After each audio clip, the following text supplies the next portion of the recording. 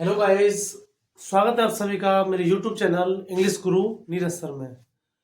Guys, मैंने आपको tense पूरे कराए बिल्कुल जीरो लेवल से। आफ्टर हमने एक्टिव पैसे पढ़ाए। इसके बाद में अभी जो 8th क्लास के 12th क्लास के और 10th क्लास के एग्जाम आने वाले हैं, तो उनके रिगार्डिंग मैंने शॉर्ट्स भी बनाए कि किस प्रकार से उनका एग्जाम पैटर्न होने वाला है, किस प्रकार से उनका एग्जाम पैटर्न आने वाला है। तो गाइस, उसी के रिगार्डिंग यानी आपका जो 8th to 10th है, उनका नरेशंस वाला जो टॉपिक है वो हमने बिल्कुल जीरो लेवल से पढ़ाया है। 2 टाइप्स के वीडियोस मैंने बनाए, उसके लिए 2 अलग अलग वीडियो बनाए। नरेशंस के इससे पहले एक्टिव पैसिव हमने पढ़ा, कंजक्शंस या सिंथेसिस, वो 12th वालों के लिए भी चलता है, 8th वालों के लिए भी और 10th वालों के लिए भी। तो गाइस, अभी जो फ्रेमिंग क्वेश्चन है, कुछ आरबीएससी पैटर्न क्या है, हर बार थोड़ा थोड़ा सा चेंजअप करता है। आरबीएससी पैटर्न्स के अलावा मैंने आपको जो 55 टॉपिक्स निकाल के दिए इंग्लिश ग्रामर के, उसमें जो है कोई भी कंपटीशन हुआ 8th क्लास से लेकर के और जो भी एकेडमिक क्लासेज हैं उनमें, प्लस में जो भी आपके कंपटीशन में आने वाले हैं, वहां पर सभी जगह ये टॉपिक्स काम में आते हैं। एक बार हमको इन टॉपिक्स को जो अब मैंने लिखाए थे आपको, उनको एक बार अच्छे से आप कर लो, कहीं कोई समस्या इंग्लिश के रिगार्डिंग आपको नहीं रहेगी, ठीक है ना। देन फ्रेमिंग क्वेश्चन आज हमारा टॉपिक है, framing question and tag question. Framing question का मतलब आप जानते हो कि प्रश्न निर्माण, जैसे हिंदी में करते हैं, संस्कृत में भी बच्चों को आते हैं, उसी हिसाब से टैग करना ये थोड़ा सा अलग होता है कि किस प्रकार से टैग किया जाता है। टैग क्वेश्चन मुश्किल से मुश्किल 8-10 मिनट का टॉपिक है और इतना भी नहीं है, लेकिन जो फ्रेमिंग क्वेश्चन है वो ये लेंथी टॉपिक है। ओके, तो वैसे फ्रेमिंग क्वेश्चन के लिए हम बात करते हैं, तो सबसे पहले मैं आपको बता देना चाहूंगा कि फ्रेमिंग क्वेश्चन के लिए आपको टेंस आना बहुत ज्यादा जरूरी है, नेसेसरी है। बिना टेंस के मैंने आपको बार बार बताया कि कोई भी जो टॉपिक है ग्रामर का वो नहीं हो पाएगा। इसीलिए सबसे पहले मैंने आपको टेंस पढ़ाया है बिल्कुल जीरो से। ओके, कई बार ऐसे समय समय पर मैं आपको उसके शॉर्ट्स छोड़ता रहूंगा, ठीक है ना।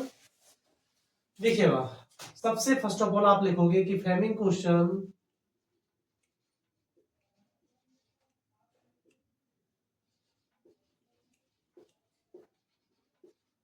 फ्रेमिंग क्वेश्चंस 2 टाइप से बनते हैं। ओके,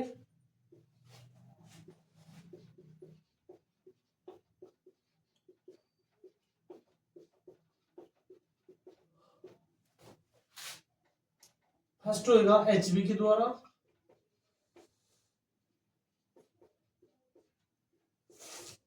सेकंड होगा गाइस डब्ल्यूएच वर्ड के द्वारा।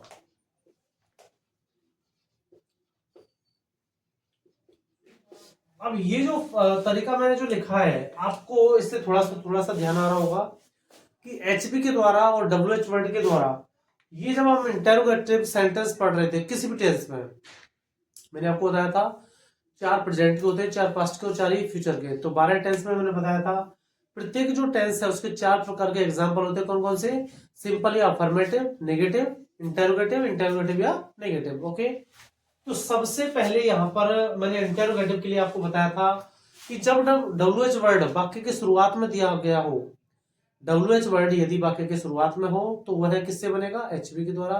और यदि डब्ल्यूएच वर्ड वाक्य के बीच में आया हो तो डब्ल्यूएच वर्ड तथा एचबी दोनों से बनेगा। Okay, any sentence. तो सबसे पहले हम अपने हेडिंग लगा लेते हैं कि एचबी के द्वारा हम पढ़ेंगे।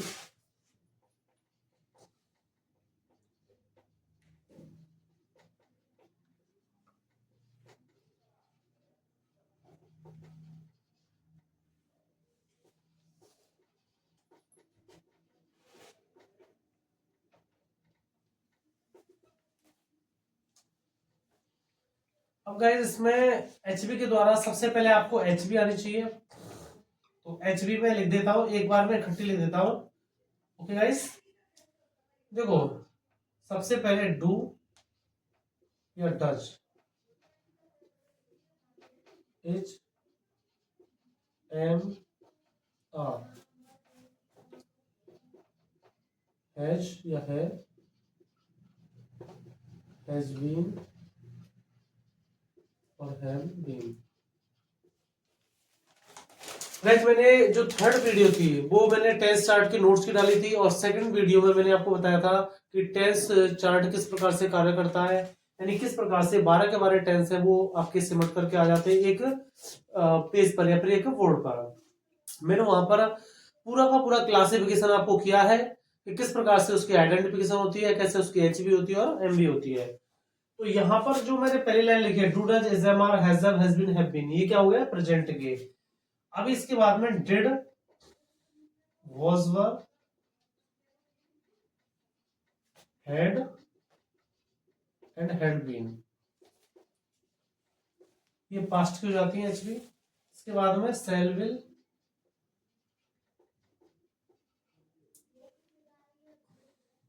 Cell be will B,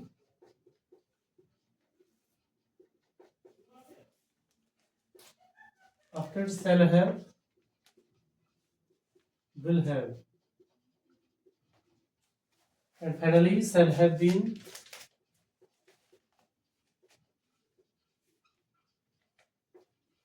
or will have been। ठीक है गाइस, तो देखो ये पास्ट की हो गई, मैं यहाँ पे लिख देता हूं,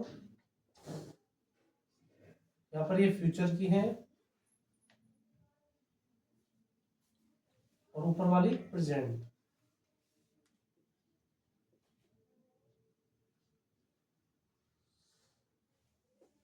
गाइस अभी आप देखिए सबसे पहले हमको एचबी जो होती है उनकी नॉलेज होनी चाहिए अच्छे ढंग से कि किस प्रकार से आखिर एचबी का यूज किया जाता है, किस प्रकार से एचबी चलती है। तो डू डज एसएमआर हैजर हैज बीन हैव बीन, तो आपको ये पता होना चाहिए कि जो डू डज है, डू डज के साथ में यानी प्रेजेंट सिंपल में मैंने आपको रूल्स कराए थे कि जब जब एस ई एस हो किसी में तो आपको समझ जाना कि वो प्रेजेंट सिंपल है, अगर सेकंड फॉर्म हो तो समझ जाना कि वो पास्ट सिंपल है।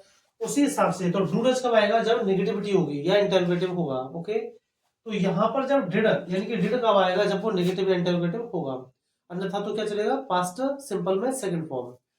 यहाँ पर फ्यूचर में जो इंडेफिनेट है या फिर इसमें कोई सिंपल नहीं होता, इसमें डायरेक्ट जो हुई है एचबी लगना स्टार्ट हो जाती है। तो डू डज प्रेजेंट इंडेफिनेट के, ये कंटीन्यूअस का एसएमआर, ये परफेक्ट का हैज हैव और हैज बीन हैव बीन, ये क्या किसका हो जाएगा, प्रेजेंट का perfect continuous.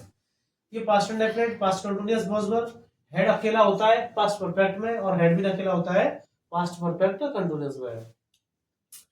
Cell will future indefinite में, shall be will be future continuous में, shall have will have future किसमें, फ्यूचर परफेक्ट में, और shall have been will have been future perfect continuous tense में। तो मैं इनको यहाँ पर थोड़ा थोड़ा सा इनका इस प्रकार से बना देता हूँ कि आपको ये समझ जाना है कि ये जो जोड़े जो बन रहे हैं ये जो इनको बता रहे हैं कि इंडेफिनेट कंटीन्यूअस परफेक्ट और परफेक्ट कंटीन्यूअस, उसी हिसाब से डिड और ये वॉज वर, ये इनका एक अलग पेयर बन गया इनका, और यहाँ पे ये अलग है और ये अलग है, उसी हिसाब से इन दोनों का, और यहाँ पर इनका, यहाँ पर इन दोनों का, और फिर लास्ट में फाइनली इनका।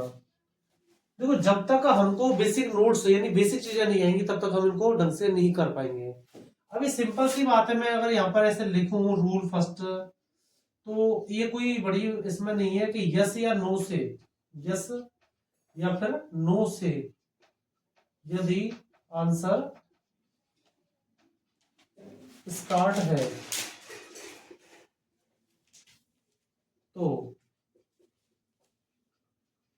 उन्हें, देखो अभी इसमें मैंने क्या लिखा, यस या नो से यदि आंसर स्टार्ट है तो उन्हें हटा देते हैं,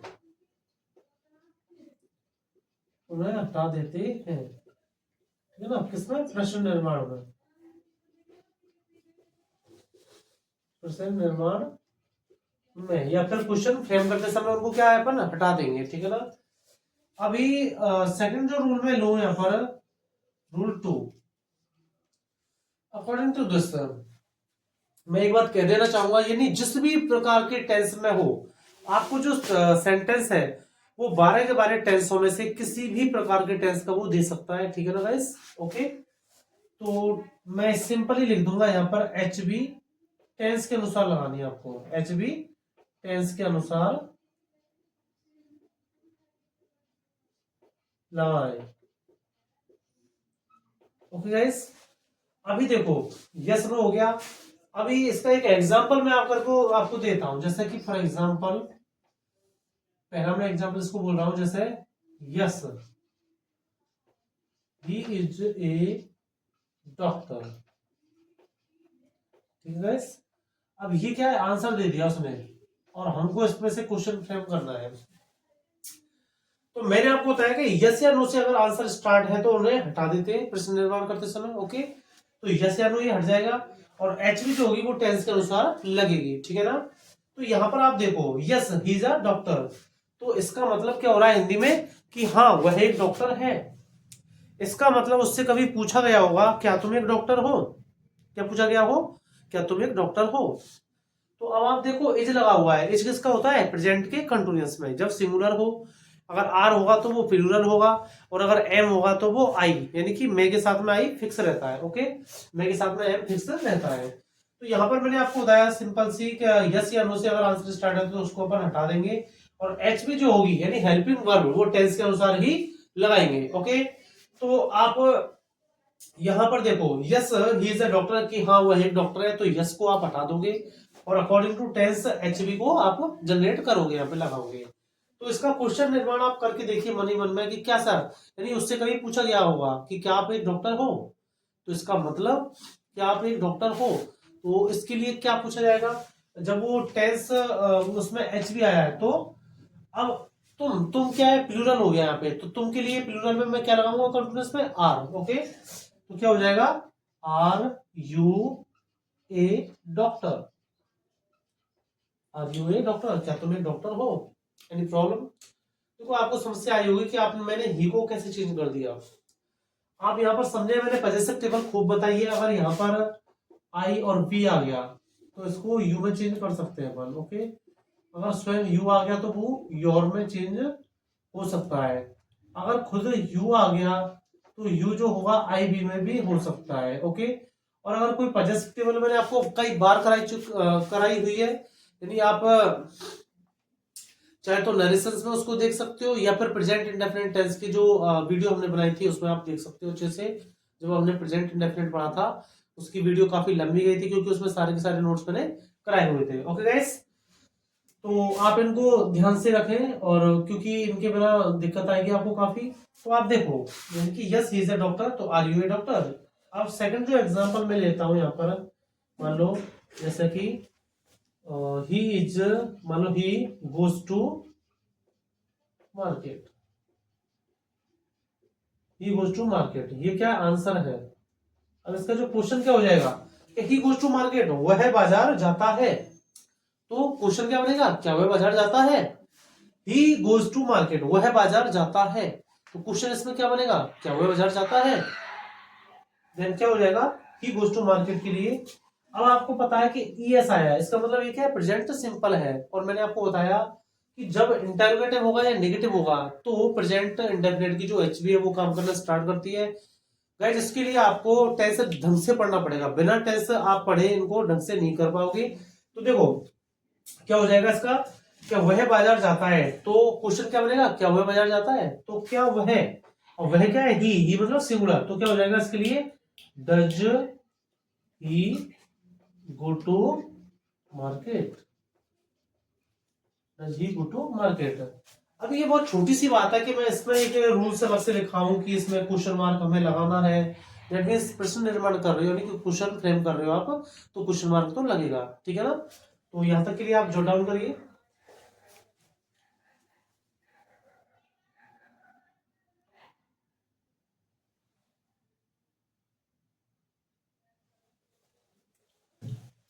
गैस मैंने आपको दो एग्जांपल से समझाया, अभी आपको पता लग गया होगा कि किस प्रकार से इनका फ्रेमिंग करना है हमको जब एचबी के द्वारा हमको बनाना हो। ओके, तो बात वही आ रही है, जब जब डब्ल्यूएच वर्ड वाक्य की शुरुआत में आने का ध्वनि आएगी उसमें से, तो वो किससे बनेगा, एचबी से बनेगा। ठीक है ना, तो एग्जाम्पल नंबर में 3 यहाँ पर लिखने जा रहा हूँ, यदि यहाँ पर एग्जाम्पल्स हमारे चलने वाले हैं।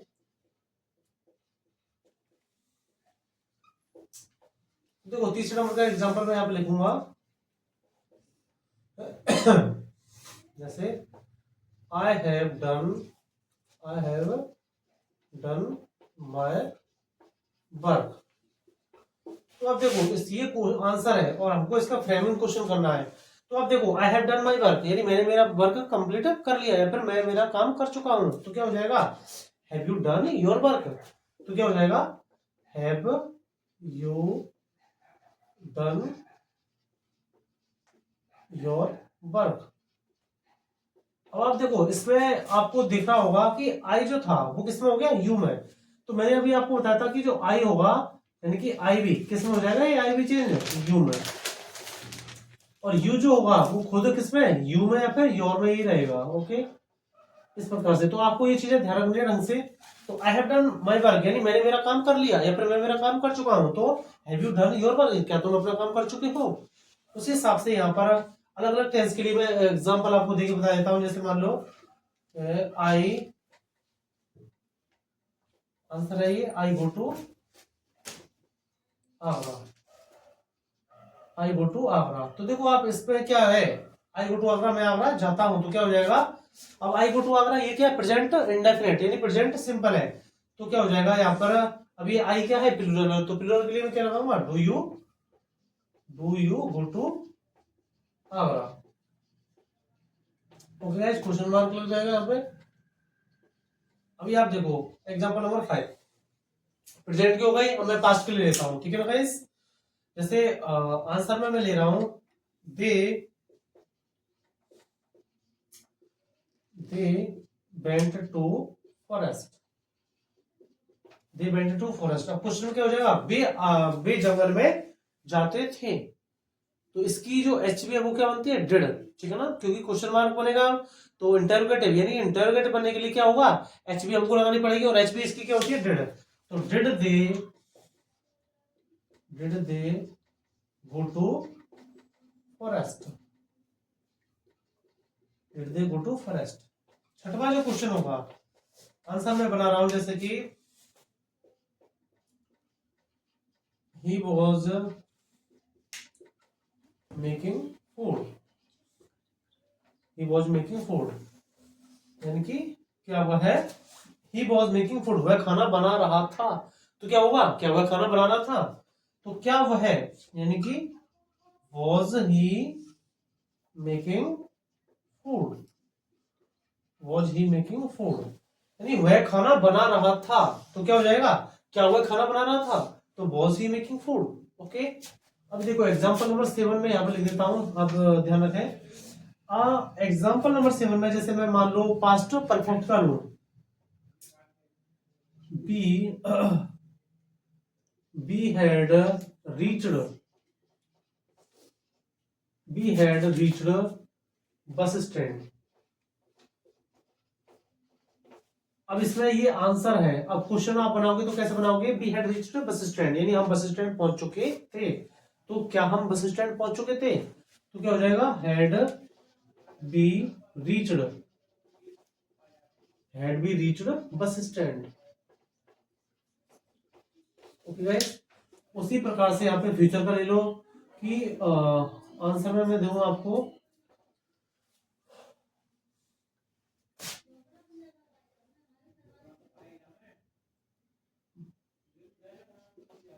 Yes sir, Reena will go to park. देखो रैंडमली लिया है, yes sir Reena will go to park, हाँ रीना पार्क जाएगी। तो क्या हो जाएगा, क्या रीना पार्क जाएगी, यस को आप हटा दोगे तो क्या हो जाएगा, Reena go to park. Okay guys, एक कंटिन्यूस का आप ले सकते हो यहाँ पर, जैसे कि मान लो आंसर है ये और ये क्वेश्चन, यानी कि क्या तुम खाना बना रहे होगे या फिर क्या तुम खाना खा रहे होंगे। तो उसके लिए अगर मैं आंसर यहाँ पर क्या दिया हुआ होगा आपको, जैसे मान लो Sonu will be eating food, Sonu will be eating food, Sonu खाना बना रहा होगा। तो क्या सोनू खाना बना रहा होगा, तो विल सोनू बी, तो क्या हो जाएगा, विल और सोनू के बीच में आ जाएगा, तो will Sonu B eating food, will Sonu B eating food. And finally, और मान लो एक एग्जांपल मैं इसका ले लेता हूं, यानी कि इसके कंटिन्यूस का, सॉरी परफेक्ट का, ये कंटिन्यूस का हो गया, परफेक्ट का यानी मान लो मैं आंसर में लिखूं तुम मूवी देख चुके होंगे, यानी you will have watched movie, you will have watched movie, यानी तुम मूवी देख चुके होंगे।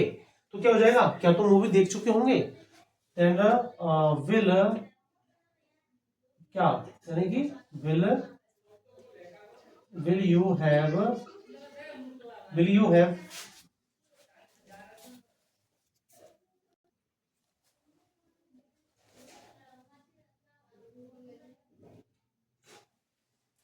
Then you will have watched movie, यानी तुम मूवी देख चुके होंगे। तो will you have watched movie. तो गाइस आपने देखा, यानी प्रेजेंट की है, अभी मैंने आपको पूरे के पूरे एग्जाम्पल कराए थे। ओके, आफ्टर प्रेजेंट, प्रेजेंट के कराने के बाद में ये सारे आई हैव डन, यानी प्रेजेंट परफेक्ट का हो गया, ये प्रेजेंट इंडेफिनिट का हो गया, ये प्रेजेंट का, ये सॉरी ये पास्ट इंडेफिनिट का हो गया, ये पास्ट कंटीन्यूअस का हो गया, ये किसका हो गया, पास्ट परफेक्ट का, और ये फ्यूचर इंडेफिनिट का, फ्यूचर कंटीन्यूअस का, फ्यूचर परफेक्ट, सॉरी फ्यूचर उसका परफेक्ट का। तो 10 एग्जांपल मैं आपको करा चुका हूं, और बाकी के जो आप बचे हैं इसमें परफेक्ट कंटीन्यूअस के, तो उसी प्रकार से उनका हो जाएगा। यानी जैसे मान लो मैं एक लिख ही देता हूं, आपको कंफ्यूजन नहीं रहना चाहिए माइंड में। जैसे आंसर में मैं लिखूं कि